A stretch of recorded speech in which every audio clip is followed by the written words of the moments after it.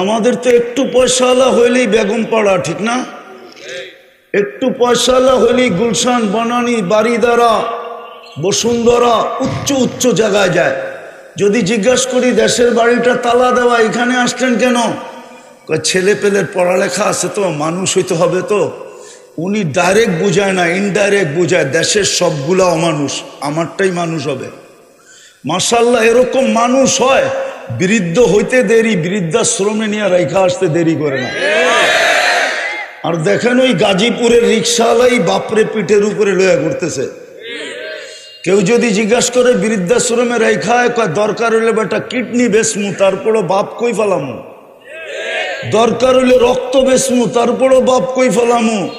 যে বলছে আমারটারে মানুষ বানানোর জন্য গুলশানে আসছি, নিউ ইয়র্কে আসছি, যা দেখেন আর এই বৃদ্ধাবর্ষে বৃদ্ধাশ্রমে রেখা চলে আসছে। বৎসরে খালি 2টা কেক নিয়ে আসে, একটা ফাদার ডে, একটা মাদার ডে, বাস। বৎসরে 2টা কেক মুখে মাইরা দিয়ে চলে যায়। চিনি আমরা বহুত, খুললে তো আর খোলা যাবে না, আমরা চিনি বহুত, বহুত কাহিনী জানি। যে শেষ জীবনটা ছেলের গ্রেজের ভিতরে জান দিতে হয়েছে, গাড়ি রাখার গ্রেজে। বাংলাদেশে নাম বললে চিনবেন আপনারা, নাম বলবো না। ছেলের গ্রেজের ভিতরে থাইকা ওইখানে মারা গেছে। নাম বললে এরকম নাই যে কেউ না চিনবে। বাংলাদেশের, আমি চিনি ওনাকে, মারা গেছে গ্রেজে। ছেলে ঘরের ভিতরে জায়গা পর্যন্ত দেয় নাই, অথচ ছেলেকে মানুষ বানানোর জন্য অক্সফোর্ডে পড়ায় আনছে। বলছে অক্সফোর্ডে কেন? বলছে মানুষের মতো মানুষ বানাইতে চাই। হ্যাঁ, একবারে মানুষের মতো মানুষ বানায় নিয়ে আসছে। শেষ বয়সে বাপে গ্রেজে থেকে মারা গেছে। নাম বলবো না, বললে উনিও চিনবে, আপনারাও চিনবেন। কেউ এরকম নাই যে চিনবে না। মিডিয়ায় সব কথা আসে না, তো সব কথা মিডিয়ায় আসে না। তো যেটা বুঝাইতেছিলাম, চলে যেতে হবে। ইচ্ছা স্বাধীনতা দিছি, যেমন খুশি তেমন চলতে পারি, কিচ্ছু বলবেন না। ওই মসজিদ দিছিল প্রস্তুতি নেওয়ার জন্য, ঘরে ঘরে মসজিদ দিয়া দিছিলেন, প্রত্যেক মহল্লায় মহল্লায়। নাইলে যদি আগের মতো করতেন, করতে পারতেন। প্রত্যেক মহল্লায় মসজিদ দিছে, যে 2 কদম দিয়েই যেন জীবন গড়া যায়। আল্লাহর ঘর দিছেন, আল্লাহর ঘর। 90% খালি পড়ে আছে, 90% মুসলমান নামাজ পড়ে না। দুরবস্থা হবে না তো হবে না কেন? 60টা মুসলিম দেশ, নেতারা মুসলিম দেশের নেতারা মুসলিম দেশেই ভাব নিতে পারে। নাইলে দুইটা জাতিসংঘের সম্মেলন করছে গত অক্টোবর, এই অক্টোবরে 60 দেশের মুসলিম দেশের কর্ণধাররা ছিল।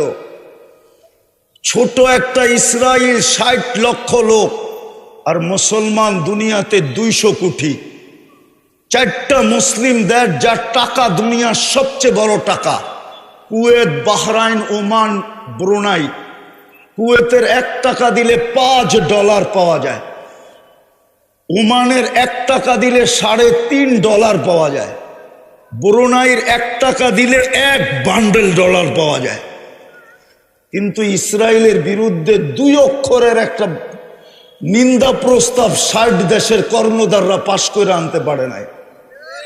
আপনারা কি এটা দুরবস্থা বলবেন না? না বলবেন না? না মানে চুপসে গেলেন কেন? 200 কোটি মুসলমান একটা 2 অক্ষরের নিন্দা প্রস্তাব পাশ করে আনতে পারে না। 2টা সেমিনার গত অক্টোবর, এই অক্টোবর পারে নাই, প্রস্তাব তুলতেই পারে নাই, পাশ করাবে কোত্থেকে? অথচ 60টা মুসলিম দেশ। এই অবস্থা হবে না কেন আপনার? ফিলিস্তিন আমি 14 বছর আগে 2 চোখে দেখছি। ফিলিস্তিন আধ্যাত্মিক ভাবে বলতেছি, আধ্যাত্মিক ভাবে আমার যোগ বিয়োগ মিলে না।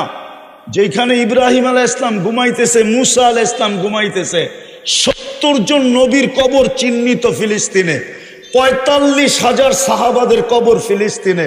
মুসলমানের প্রথম কেবলা। কালকে রাত্র হইল মেরাজের রাত্র, আজকে আগের রাত্র, আগামী রাত্রই মেরাজের রাত্র। মেরাজের রাত্রে 1.25 লক্ষ নবীদের সম্মেলন ছিল বাইতুল মুকাদ্দাসে সশরীরে।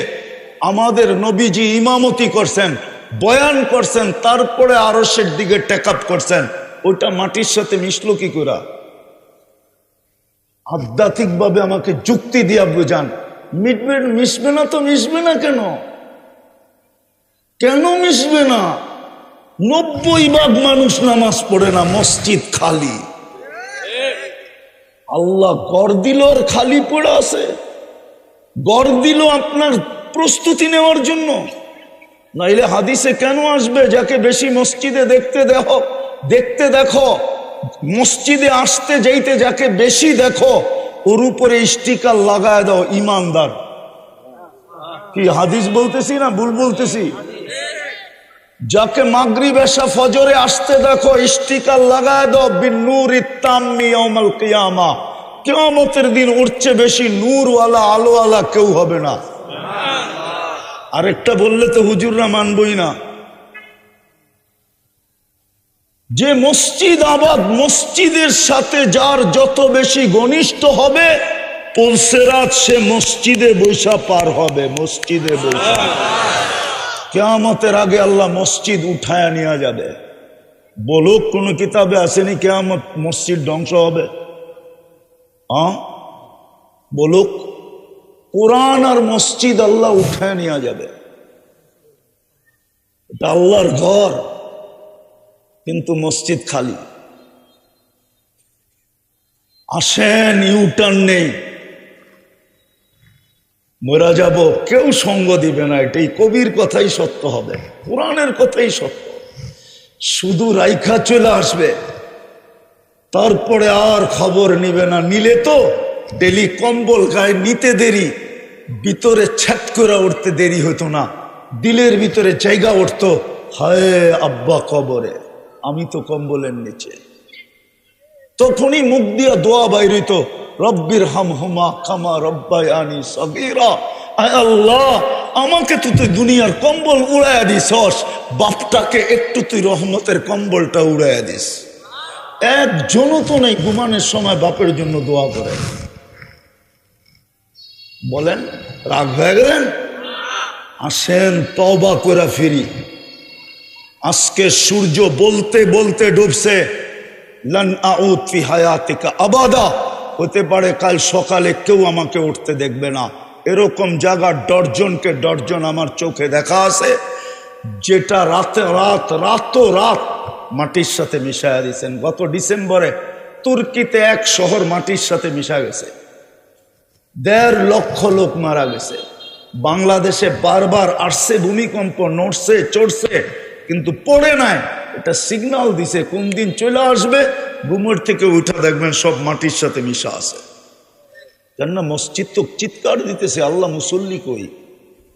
কোরআন ঘরে চিৎকার দিতেছে, আল্লাহ চিৎকার দিতেছে। বৎসরের পর বৎসর পড়ে আসি, সারা বৎসরে একবার উঠায় আমাকে চুমা দেয় না। এরা চুমা দেয় না। বলেন কে আছেন ডেলি কোরআন শরীফ পড়েন বা চুমা দেন? 2-4-5 জন বলবে। এইখানে এরকমও লোক আছে দাড়ি পাইকা গেছে, আজ পর্যন্ত চুমা দিয়া দেখে নেয় কোরআনকে। আল্লাহর কালাম এটা। নিজেকে বেশি আপডেট মনে করেন না যে আমি বড় আপডেট। আপনাকে আল্লাহ বানাইছে, আল্লাহ। নাইলে 1 ফোঁটা দুর্গন্ধময় পানি ছিলাম। এই জন্যই তো আল্লাহ বলে আমা কুনতা মা আম্মা হিনা, তুই কে নিকৃষ্ট পানির ফোঁটা ছিলি না। ফামান জাআলাকা দামা, তোকে রক্তে রূপান্তরিত কে করলো। ওমান জাআলাকা মুযগা, তোকে রক্তপিণ্ডতে রূপান্তরিত কে করলো। ওমান জাআলাকা ইযামা, তো কঙ্কালটা কে তৈরি করলো। ওমান কাসা আলাইহি লাহমা, গোশত আর চামড়ার আবরণ এর উপরে নিখুঁতভাবে কে চড়াইলো। বল আমা কুনতা সগীরা ফামান কাব্বারাক, তুই ছোট ছিলি না, বড় কে করলো। আমা কুনতা যাইফা, তুই কি দুর্বল ছিলি না। ফামান কাওয়াকা, বল তোকে সুঠামত্ব কে দিল। আমা কুনতা জাহিলা, তুই অজ্ঞ ছিলি না। ফামান আল্লামাক, বল না তোর ভিতরে মেধা কে দিল। আমা কুনতা মিসকিনা, মার পেটের থেকে নিশ্চয় কি আসিস নাই। ফামান আগনাকা, তোকে স্বয়ং সম্পূর্ণ কে করলো। ফাইলা আইন, সব পাওয়ার পরে কোন দিকে চললি? কোন দিকে চললি? আইনাল মাফার, কোন দিকে বাঁকতেছিস? ইল্লা বি সুলতান, আমার রাজত্বের বাহিরে, আমার রাজত্বের বাহিরে। আনা মাআকুম আইনা মা কুনতুম, যেখানে যাবি আমি তোর সঙ্গে আছি। শুধু সময়ের অপেক্ষা করতেছি। পা দিতে দেরি, থাবা মারতে দেরি করব না। আখাযনাহু বাগতাতান, কোরআন থেকে দিতেছি। আল্লাহ বলে ছো মাইরা উঠায় নিব তোকে। হ্যাঁ, ঈগলের কত জোরে ছো মারে। ঈগলের ছো মারার গতি থাকে ঘন্টায় 300 কিলোমিটার। ঈগল যখন মাছের উপরে, মুরগির উপরে ছো মারে না, তখন ও যখন আসতে থাকে, ওর গতি থাকে ঘন্টায় 300 কিলোমিটার। আল্লাহ বলে এর চেয়েও 100 গুণ গতি দিয়ে আমরা ছো মাইরা উঠায় আনিব। আখাযনাহু বাগতাতান। চলেন আজকে তওবা করি, মসজিদের লগে সম্পর্ক জুড়ি। পারবেন? আল্লাহ আমাদেরকে আমল করার তৌফিক দান করেন। ওমা আলাইনা ইল্লাল বালাগ।